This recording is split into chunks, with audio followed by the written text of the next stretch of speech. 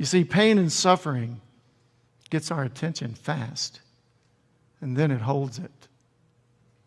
And we have a hard time forgetting what the pain is. And then it brings us to the resolution. We have the cry from the cross. Remember Jesus on the cross? And I think this may be something, as I go through this, and hopefully it's something that helps you. But when Jesus is on the cross, he says, my God, why have you forsaken me? Now, it's interesting because if you look at that passage, it's quoted first in Aramaic when he says that, and then he repeats it.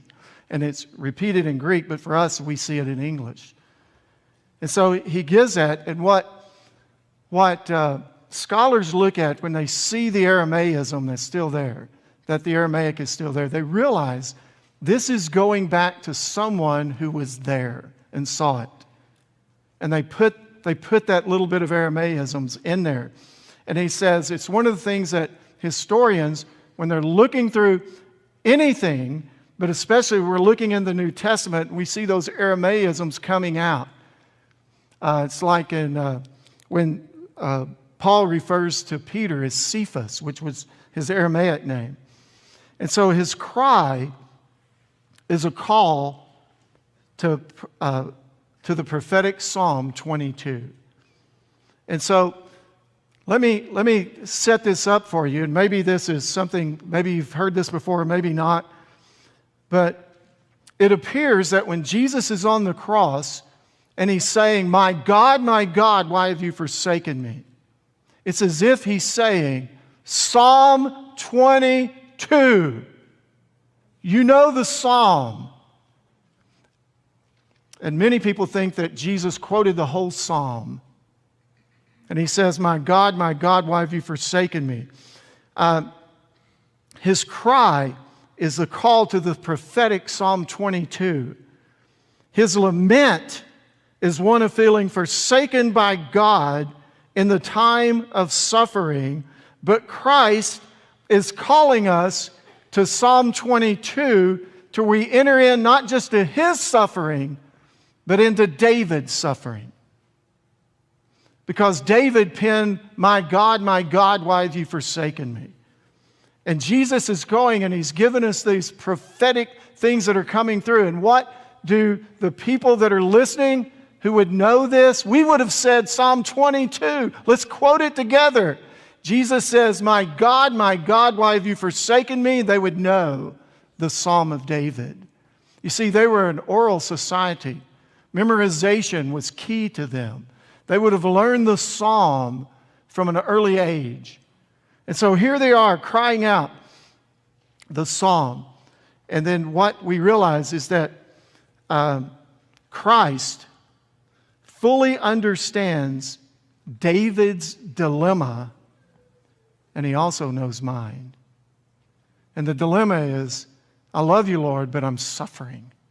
My God, David cries out, my God, why have you forsaken me? And then what Jesus is saying on the cross, I'm delivering you. I'm here. And he says in verse 18 in Psalm 22, it says, they divided my garments among themselves, and they cast lots for my clothing. And you see in Psalm 22 the prophecy that's coming through, and that's exactly what happened to Jesus. And so when Jesus cried out these words on the cross, it makes us wonder, how can he be forsaken?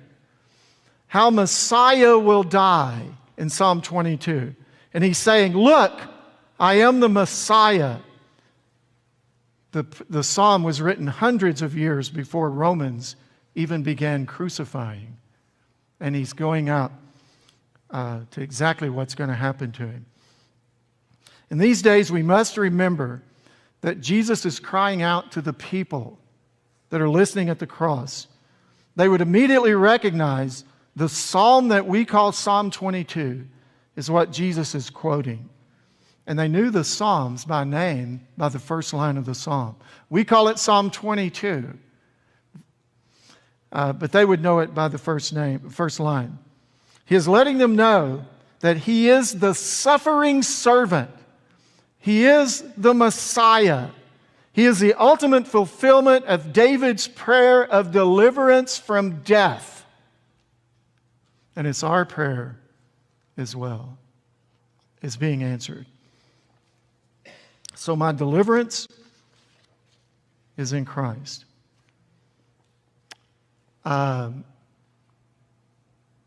If we go to Psalm 22 and realize this, you look at Psalm 22 in verses 9 and 10, and you see this as His full humanity is on display at the cross.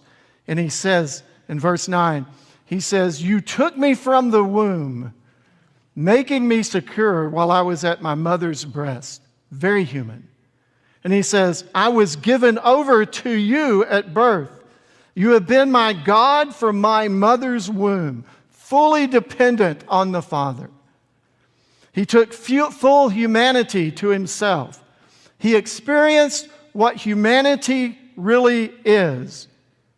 And we must remember that the ultimate limitation of being human is death.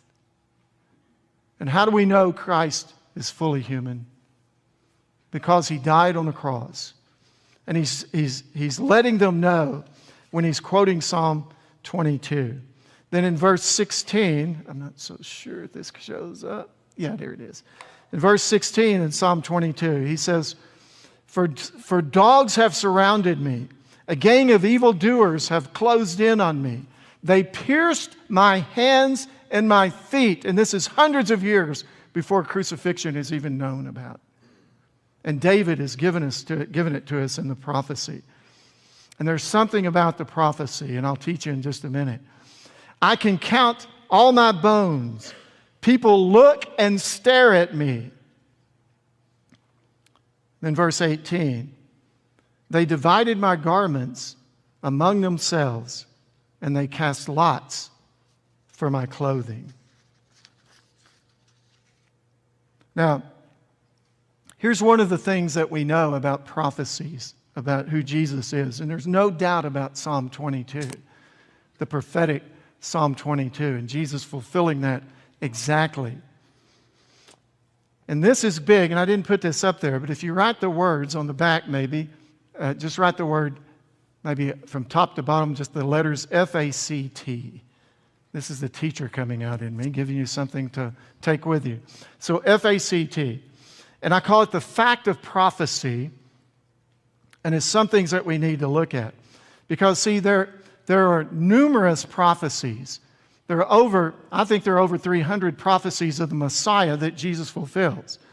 But in the 1800s, they try to knock out those things and say, wait a minute, those prophecies were put in later. But then they come to find out when the Dead Sea Scrolls were found, whoa, wait a minute, those prophecies were already there.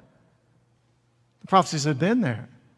And so what liberals began to do is they say, well, wait a minute, maybe there wasn't over 300. Well, how many? They say, well, there's only 71. Only. But now, I want you to do this. I want you to see this. But write this number down. 8 prophecies fulfilled by chance. The chance is 1 in 10 to the 17th power. That's a 1 with 17 zeros. Okay, has everybody got it? Now, that's only 8 prophecies. For 48 prophecies, and remember the liberal has conceded 71. So for 48 prophecies, it's 1 in 10 to the 157th power for it to be chance, which is the only game they have. Now, so here's what I want you to write down. F-A-C-T. And you look at this, how were those prophecies fulfilled that we know? Now, not just a few of them, not just 20 or 30 or 50, but all of them. How are they fulfilled? And we know mathematically the chance of him fulfilling those prophecies by just chance is really nil. And so, how were they done? Now, here's the options. The F stands for forced. F-O-R-C-E-D. That Jesus, some people will say this, Well, Jesus knew the Old Testament, so he forced his way into fulfilling the prophecies about him. Well, there's a lot of things he couldn't have predicted or couldn't have had any control over. And of course, one of those would be where he's born, who his parents were, etc., and we could go into all those. So force seems to be a bad option. And then A is after the fact, that Jesus is trying to fulfill the prophecies, or the prophecies were written in after Jesus' life was given to us in the New Testament. So after the fact. So in other words, the Old Testament prophecies were written and put into that after Jesus' story was told in the New Testament. But again, the Dead Sea Scrolls disprove that. Why? Because the Dead Sea Scrolls predates the life of Christ. Minimal 200 years. And so, after the fact doesn't work. And then chance, C stands for chance. Could Jesus just won the lottery? Could he just won the lottery? I gave you the statistics. 1 in 10 to the 17th power, 1 in 10 to the 157th power, and that's not even counting all of them. Now, 1 in 10 to the 8th power would be like, that number, 10 to the 8th power, would be like filling up the state of Texas with silver dollars 2 feet high in the whole state of Texas. Now, Texas is pretty big. Okay? So 2 feet high silver dollars, you're blindfolded, and you have to find one specific silver dollar. You have no idea where to start, but you're blindfolded. What's your chance? Well, we would say not a good chance. Then 1 in 10 to the 157th power. Remember, we're just talking about 48 prophecies. 157th power, that's a 1 with 157 zeros. We don't even have enough atoms in our known universe to fulfill 110 to the 157th power. We have to have millions of universes the size of ours with all their atoms, and we're trying to find one little atom. So the idea of it being by chance doesn't work. And then T, the only thing left, Jesus truly fulfilled the prophecies